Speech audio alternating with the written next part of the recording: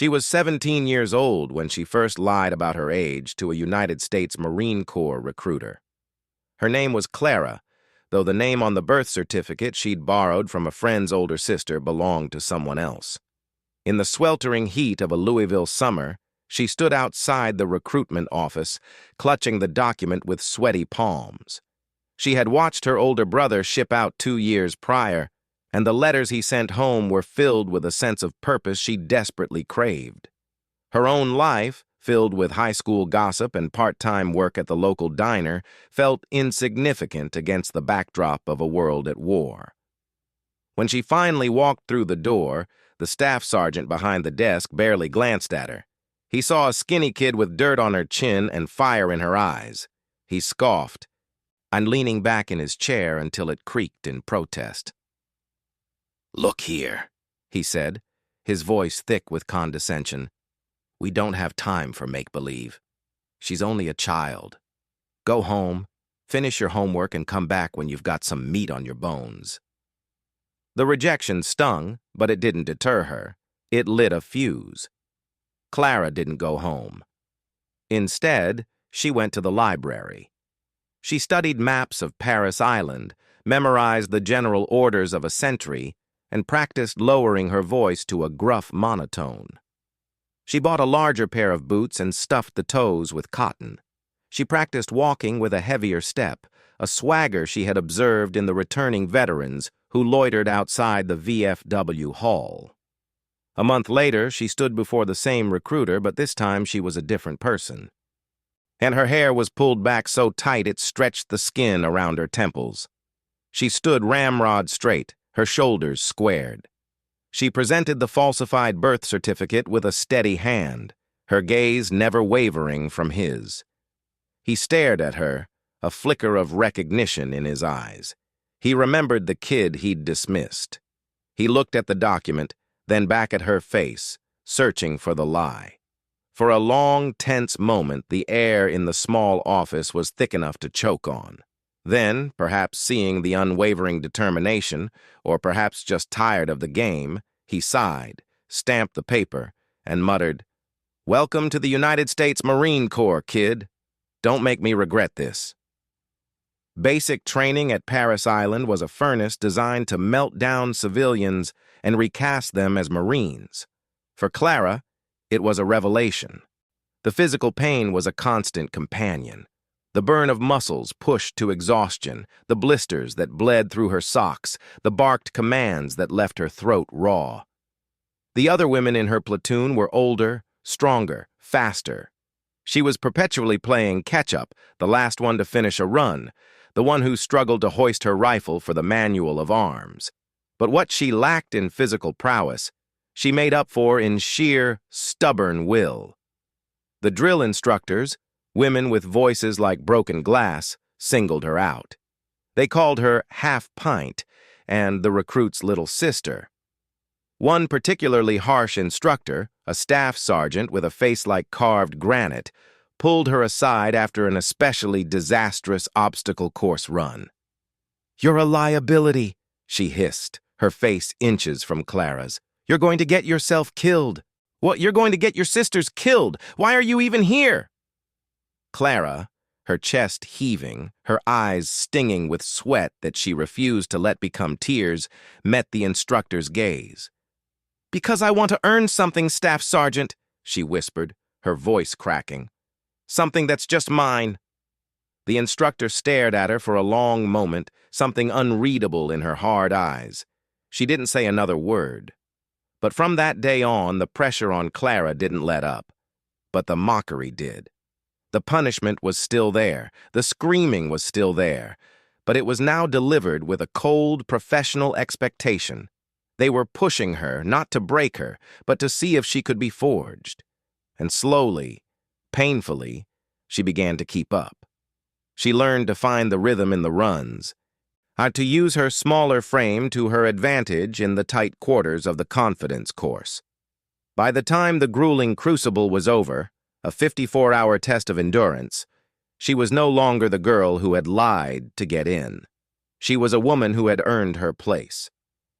When the eagle, globe, and anchor was pressed into her blistered hands, she felt a surge of pride so profound it brought her to her knees. She was a Marine. Her first deployment was to a dusty, desperate corner of Helmand Province, Afghanistan.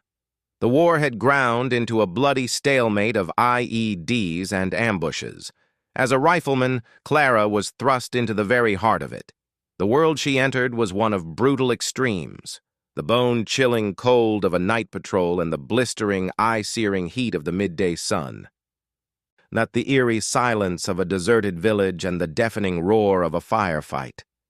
She learned to read the terrain, to spot the telltale signs of a buried bomb, a slightly discolored patch of dirt, an absence of footprints. She learned the weight of her gear, the specific click of her rifle as she chambered a round, the metallic taste of fear that coated her tongue before every patrol. The first time her unit took fire, it was a chaotic mess of screaming and confusion. Tracer rounds, bright as angry fireflies, zipped past her head. She froze for a split second, a lifetime, before her training kicked in. She dove for cover behind a crumbling mud wall, her heart hammering against her ribs so hard she thought it would break through. She returned fire, not at shapes, but at the muzzle flashes in the window of a distant compound. When the firefight ended, the silence that followed was more terrifying than the noise. One of the guys in her fire team, a kid from Texas named Miller who always shared his sunflower seeds, was lying on the ground, his eyes wide open, staring at nothing. She had seen death before, at funerals for grandparents, but this was different. This was violent and sudden and left a void in the world that felt like a physical wound. She helped carry his body back to the FOB, his blood soaking into the sleeve of her uniform. That night she didn't sleep. She sat with her back against her cot, cleaning her rifle over and over, the metallic scent of gun oil and the phantom smell of copper pennies clinging to her. The firefights became more frequent. The patrols stretched into the hundreds. Clara's body became a roadmap of minor injuries. Shrapnel nicks from a grenade that landed too close, a deep bruise on her shoulder from the recoil of her rifle during a sustained engagement. The first time she was officially wounded, it was a piece of shrapnel from an RPG that sliced across her cheek, missing her eye by a fraction of an inch. The corpsmen patched her up with butterfly strips, and she was back on patrol the next day. Her lieutenant, a fresh-faced officer from Annapolis, looked at her with a mixture of awe and concern. "You should get medevaced, Lance Corporal," he said. "That's a nasty cut." Clara just shook her head. "It's a scratch, sir. I'm fine." She wasn't fine. None of them were. But you didn't leave your brothers. You didn't leave your sisters. You stayed. For this act of valor, and for refusing to be evacuated and continuing to provide cover for her squad during a 4-hour firefight while bleeding from the face, she was awarded her first Purple Heart. It was a small purple and white ribbon with a metal heart pinned to it. She tucked it away in her footlocker without a second thought. It wasn't something to be proud of. It was just a receipt for the pain. Her second deployment was to a different province, but the war was the same. It was a relentless cycle of patrol, ambush, IED, repeat. Clara had been promoted to corporal, leading her own fire team. The young faces that reported to her reminded her of herself, eager, scared, trying to be brave. She felt the weight of their lives on her shoulders every single day. It was during a routine patrol to clear a village that they walked into a well-planned ambush. On the initial blast was an IED that took out the lead vehicle, a massive MRAP that was thrown into the air like a child's toy. The concussion wave slammed into Clara, knocking her unconscious for a moment. She came to in a world of dust and screaming. The air was thick with dirt and the acrid smell of explosives. Small arms fire was cracking from 3 different directions. Her ears were ringing, a high-pitched whine that drowned out most other sounds. She saw her team, pinned down in the open, trying to find cover behind rocks and small irrigation ditches. One of her men, a young private named Davis, was hit, screaming and clutching his leg. Without thinking, Clara got up. She ran through the open, the ground kicking up dust all around her as bullets struck the earth. She reached Davis, grabbed him by his body armor, and then dragged him bodily towards the scant cover of a large rock. She could feel the heat of rounds passing close to her skin, hear the snap as they broke the sound barrier next to her ear. She returned fire with one hand while pulling him with the other. She got him behind the rock and applied a tourniquet to his leg, her hands moving with a practiced, desperate efficiency. For the next hour, she coordinated her team's defense, exposed to enemy fire the entire time, directing their fire, calling in support on the radio, and dragging another wounded Marine to safety. By the time the gunships arrived and the insurgents melted away, her uniform was shredded and she was covered in her own blood and the blood of her men. She hadn't even noticed that she'd been hit twice. A bullet had grazed her ribs, and a piece of shrapnel was lodged in her forearm. She was awarded her second Purple Heart for that day. They tried to send her home. The wounds, combined with the obvious signs of traumatic stress, the 1,000-yard stare, the way she jumped at loud noises, the nightmares that she couldn't hide from her bunkmates, were enough. But Clara refused. She couldn't leave them. Not yet. The third and fourth Purple Hearts came in quick succession during what would become known as the Battle of Shiwan.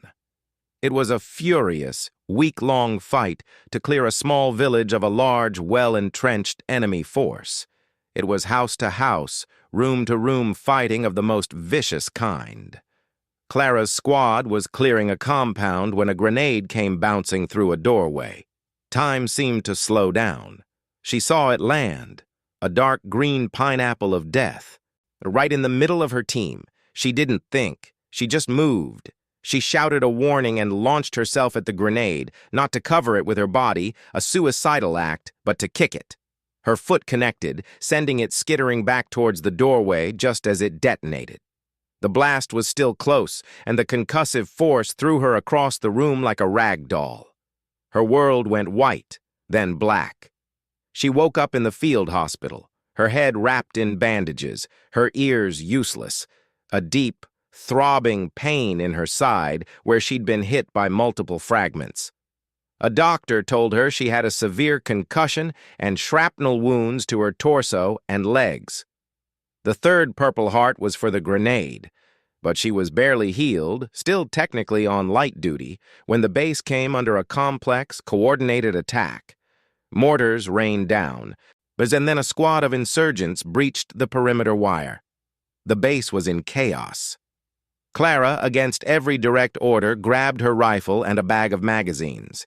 She hobbled to a fighting position, her head pounding with every step, and joined the defense. She was a silhouette in the smoke and dust, a small figure with a big gun holding the line.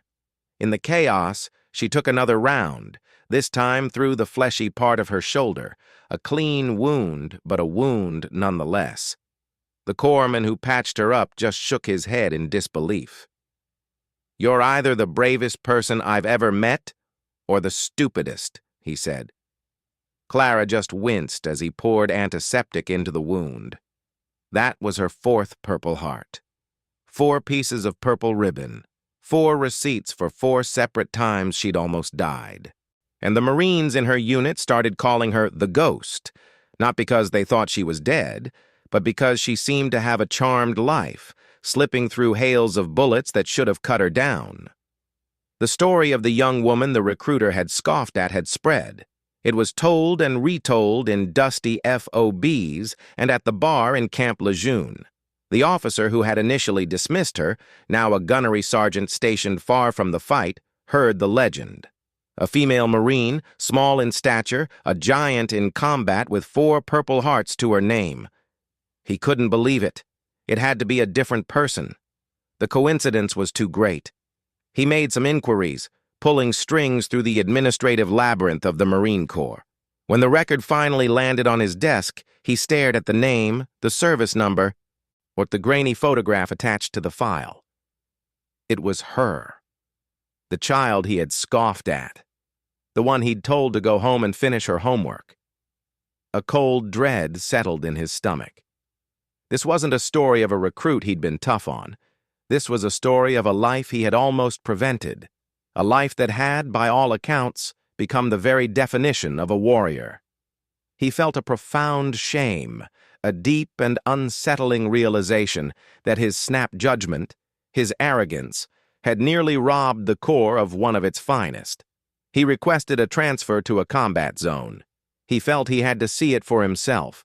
He had to see the kind of war that produced such a legend. The 5th deployment was the one that nearly broke her completely. They were deep in enemy territory, tasked with holding a small, isolated outpost. It was a target every night. The attacks were relentless. Clara was a squad leader now, a sergeant, responsible for the lives of 12 other Marines. The pressure was immense, a constant grinding weight on her soul. She had learned to function on pure instinct, her body moving and her mind making decisions, while the rest of her, the part that felt fear and sorrow and love, was locked away in a small, dark box deep inside. It was on a clear, moonless night that the final attack came. It was the biggest one yet. They were overrun in places, forced into hand-to-hand combat. Clara fought like a woman possessed. She fired her rifle until it clicked empty, then drew her sidearm. When that was empty, she picked up a fallen insurgent's rifle. The fighting was savage, primal. She was in a ditch, fighting back-to-back with a young Marine, and when a rocket-propelled grenade struck the wall just above them, the world dissolved into a hurricane of fire and stone. She was aware of a tremendous impact, a searing pain in her leg, and then nothing. When she woke, she was in a helicopter, the wind roaring through the open doors, a medic working frantically over her. Her leg was a mangled mess of blood and bone. She looked down at her uniform, or what was left of it. It was shredded, soaked in crimson. She was being pulled away from the fight, from her Marines. For the first time, she felt true despair. She had failed them. She had left them. She tried to get up, to tell the medic to turn the helicopter around, but a firm hand pushed her back down. "You're done, Sergeant!" the medic yelled over the noise. "You're going home!" The pain was immense, a white-hot fire that consumed her entire leg. But it was nothing compared to the cold, gnawing emptiness of leaving her post. The 5th Purple Heart was waiting for her at the hospital in Germany. It was for the most severe wounds, the ones that would leave her with a permanent limp and a future full of surgeries. 5 Purple Hearts, a number so rare it was almost mythical. The child the officer had scoffed at had become one of the most decorated women in the history of the United States Marine Corps. The journey home was not a victory lap. It was a long, painful crawl through a landscape of physical therapy and psychological torment. She spent months at Walter Reed, learning to walk again. Her leg was saved, but it would never be the same. The physical pain was a constant, a dull ache that flared into sharp, agonizing spikes. But the mental pain was worse. The nightmares were relentless. She would wake up screaming, drenched in sweat, reaching for a rifle that wasn't there. The sound of a car backfiring would send her diving for cover. She felt lost, adrift in a world that seemed too soft, too quiet, too safe. She struggled to connect with her family, who looked at her with a mixture of pride and pity that she couldn't stand. They couldn't understand the things she had seen, the things she had done. They couldn't understand the guilt she felt for surviving when so many others hadn't. She thought of Miller, of Davis, of the young Marine she had been fighting back-to-back with when the RPG hit. She didn't even know if he had made it. The guilt was a leaden weight in her chest. She isolated herself. By spending her days staring at the wall or poring over old photographs of her squad, tracing the faces of the living and the dead with her fingertip. The 5 Purple Hearts were in a small wooden box on her nightstand. She couldn't look at them. They weren't medals of honor. They were reminders of her failures, of every time she had been hurt, every time she had failed to protect someone, every time she had come closer to death. The officer who had scoffed at her all those years ago, now a master gunnery sergeant, finally met her. He had made it his mission. He found her at her parents' home, a small, unassuming house in a quiet suburban neighborhood. She was sitting on the back porch, her bad leg propped up on a stool, staring out at the neat green lawn. She looked so small, so fragile. He saw the deep lines of pain and sorrow etched around her young eyes, the way her hands, scarred and calloused, trembled slightly in her lap. He stood there for a long moment just watching her. She finally turned, sensing his presence. Her eyes, once bright with the fire of a determined girl, were now the flat, hard eyes of a combat veteran. There was no recognition in them. He walked up to her, came to attention, and saluted. She stared at him, confused. He then reached into his pocket and pulled out a small, worn photograph. It was a copy of the falsified birth certificate she had used to enlist. He held it out to her. She looked at it, then back at his face, and slowly the memory clicked into place. The recruitment office, the scoff, the words, "She's only a child." "I came to apologize, Sergeant," he said, and his voice thick with emotion. "I was wrong, so incredibly wrong." He swallowed hard, his own eyes glistening. "I didn't see a Marine. I saw a kid playing dress-up. I was a fool." He looked at the box on the nightstand, visible through the window, the 5 purple hearts catching the faint light. "I see a hero now," he whispered. Clara didn't say anything for a long time. She just looked at the photo, then at the man standing before her, a man who represented a world of doubt she had spent years trying to disprove. A single tear traced a path through the dust on her cheek. It wasn't a tear of sadness or even of forgiveness. It was a tear of release. For the first time in years, someone had looked past the legend, past the 5 purple hearts, past the uniform, and had seen the scared 17-year-old girl who had just wanted to prove she was more than anyone believed. The war wasn't over for her. The battles would continue to rage in her mind for the rest of her life. But in that small, quiet moment on a suburban back porch, with a humble apology from a man she had long forgotten, a tiny piece of Clara, the girl who had been scoffed at, finally got the recognition she had been seeking all along. It wasn't for the 5 purple hearts. It was for the sheer, unyielding will that had earned them.